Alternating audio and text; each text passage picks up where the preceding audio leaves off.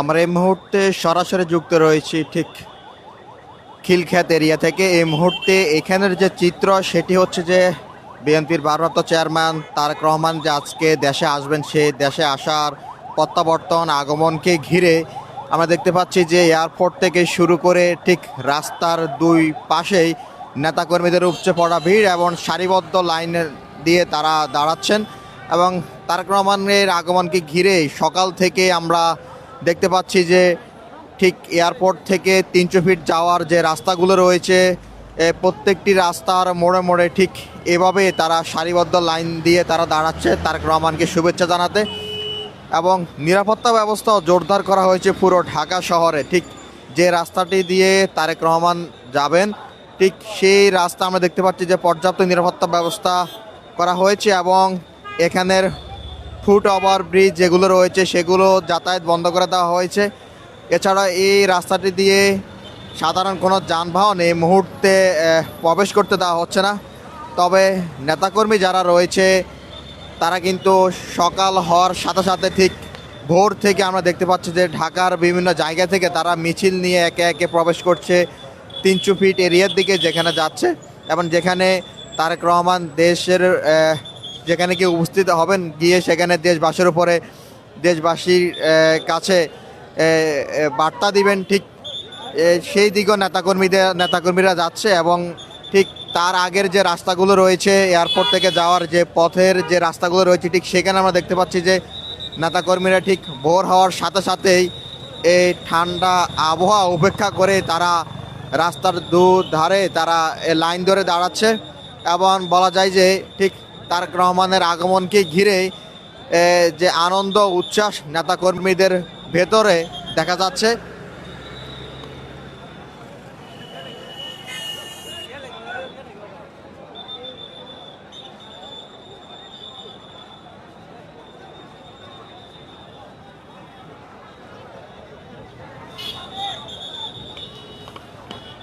ঠিক আজ 25শে ডিসেম্বর আজকেই ফিরছেন দেশে, প্রত্যাবর্তন হচ্ছে বিএনপির ভারপ্রাপ্ত চেয়ারম্যান তারেক রহমান এবং তার আগমনকে ঘিরে আমরা দেখতে পেয়েছি যে 300 ফিট এরিয়ার যেইখানে মঞ্চ তৈরি করা হয়েছে এবং সেখানে গত 3 দিন থেকেই নেতাকর্মীরা সেই জায়গার মধ্যে অবস্থান করছে। এবং ঠিক এই তারেক রহমানের আগমনকে ঘিরে আমরা দেখতে পাচ্ছি যে নেতাকর্মীদের ভেতরে এক আনন্দ উচ্ছ্বাস এবং উদ্দীপনা কাজ করছে।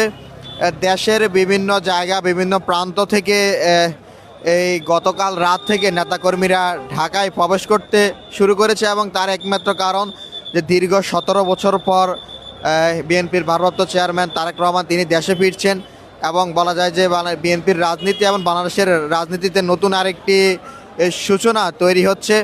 এবং তিনি দেশে ফিরেই 300 ফিটের যে মঞ্চটি তৈরি করা হয়েছে এবং সেখানে গিয়েই দেশবাসীর প্রতি তিনি শুভেচ্ছা বার্তা দিবেন এবং নেতাকর্মীরাও সেখানে জড়ো হয়েছে এবং বিপুল সংখ্যক নেতাকর্মী 300 ফিটে সেখানে অবস্থান করছেন। ঠিক তার বাইরে যে রাস্তাটি রয়েছে সেখানে নেতাকর্মীদের অবস্থান লক্ষণীয় এবং আইনশৃঙ্খলা বাহিনীর সদস্য যারা রয়েছে তারাও আমরা দেখতে পাচ্ছি যে তারাও কাজ করছেন এবং শৃঙ্খলাবদ্ধভাবে নেতাকর্মীদেরকে দাঁড়ানোর জন্য তারাও দিক নির্দেশনা দিচ্ছেন এই জায়গাটির মধ্যে।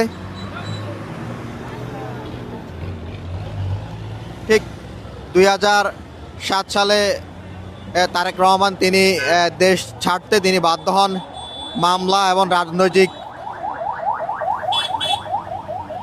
যে ভোগান্তি এবং জেলে নিয়ে নির্যাতন 554 দিন তিনি কারাভোগ করেন এবং তার পরবর্তীতে তিনি সেই সময় পরিবেশ পরিস্থিতির অবস্থার আলোকে তিনি সে সময় চিকিৎসার জন্য তিনি সে সময় দেশ থেকে যান 2007 সালে।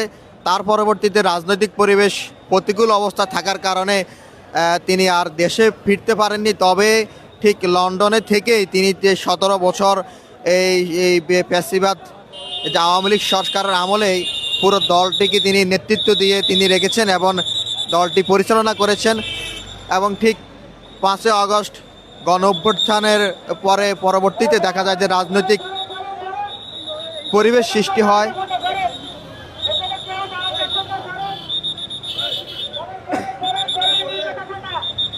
এবং ঠিক আপনারা দেখতে পাচ্ছেন এই মুহূর্তে আমরা রয়েছি খিলক্ষেত এরিয়ায় এবং খিলক্ষেতের যে পরিবেশন সেটি আমরা সরাসরি দেখানোর চেষ্টা করছি। তবে এই রাস্তার যে পারাপারের যে ফুটওভার ব্রিজ এবং সেটি এই মুহূর্তে বন্ধ থাকায় নিচ দিয়ে মানুষ পারাপার হচ্ছে এবং নেতাকর্মী যারা রয়েছে যারা আসছেন তারা রাস্তার পাশে তারা লাইন ধরে তারা দাঁড়াচ্ছেন। তবে যে পাশ দিয়ে তারেক রহমান যাবেন ঠিক সেই রাস্তার পাশ ধরে তারা লাইন ধরে দাঁড়াচ্ছেন এবং বিভিন্ন রঙের জামা এবং ক্যাপ পরে তারা আসছেন এবং দলীয় পতাকা বাংলাদেশের জাতীয় পতাকা নিয়ে তারা দাঁড়াচ্ছেন এবং ঠিক এই রাস্তাটি দিয়ে তারেক রহমান 300 ফিট যেখানে মঞ্চ তৈরি করা হয়েছে সেখানে যাবেন এবং গিয়ে নেতাকর্মী এবং দেশবাসীর প্রতি তিনি শুভেচ্ছা বক্তব্য রাখবেন। তার পরবর্তীতে তিনি এভার কেয়ার হাসপাতালে যেখানে বেগম খালেদা জিয়া চিকিৎসাধীন অবস্থায় রয়েছেন এবং ঠিক সেখানে তিনি তার মায়ের কাছে যাবেন, গিয়ে যে মেডিকেল বোর্ড রয়েছে তাদের সাথে কথা বলবেন এবং সেখানে তিনি তার মায়ের সাথে একত্রিত হয়ে তার সাক্ষাৎ করবেন। তার পরবর্তী মেডিকেল বোর্ডের সাথে তিনি কথা বলবেন। এরপরে এভার কেয়ার হাসপাতাল থেকে তিনি বাসায় ফিরবেন। তবে তার আসার পরে 3 দিনের কর্মসূচি রয়েছে এবং সেটি আজকে এবং আগামীকালকে শহীদ জিয়াউর রহমানের যে মাজার রয়েছে সেখানে তিনি যাবেন, শহীদ জিয়াউর রহমানের মাজার জিয়ারত করবেন। ঠিক তার পরবর্তীতে তিনি ভোটার হওয়ার জন্য তিনি নির্বাচন কমিশনে যাওয়ার কথা রয়েছে। এছাড়াও ঠিক কিছুদিন আগে এই জুলাইয়ের অন্যতম যোদ্ধা শহীদ ওসমান হাদিকে যে হত্যাকাণ্ডের যে ঘটনা ঘটেছে, শহীদ ওসমান হাদির যে সমাধি রয়েছে কাজী নজরুল ইসলামের কবরের পাশে, সেখানে গিয়ে তারেক রহমান শহীদ ওসমান হাদির কবর জিয়ারত করবেন। এই হচ্ছে তারেক রহমানের দেশে ফেরার পরে এই 3 দিনের কর্মসূচি। তবে আজকের এই মুহূর্তের পরিবেশ সেটি হচ্ছে যে ঢাকায় একটি নতুন পরিবেশ এবং রাজনৈতিক বিএনপির নেতাকর্মী এবং সমর্থক, জঙ্গ সংগঠন সমর্থক যারা রয়েছে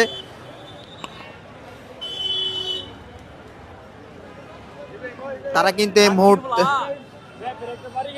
তারা এই মুহূর্তে এই খিলক্ষেত এরিয়ার মধ্যে তারা অবস্থান করছে এবং আমরা দেখতে পাচ্ছি যে এই জায়গাটির মধ্যে সেনাবাহিনী, র্যাব এবং পুলিশ সদস্যরাও তারা এই জায়গার মধ্যে রয়েছেন এবং নেতাকর্মী যারা রাস্তায় চলে আসছেন তাদেরকে রাস্তা থেকে সরিয়ে ঠিক রাস্তার পাশে দাঁড়ানোর জন্য অনুরোধ করা হচ্ছে। দর্শক, এই ছিল খিলক্ষেত থেকে তারেক রহমানের দেশে প্রত্যাবর্তন উপলক্ষে নেতাকর্মীদের যে শুভেচ্ছা জানাতে যে লাইন ধরে দাঁড়িয়েছিল এবং তার সর্বশেষ খবর।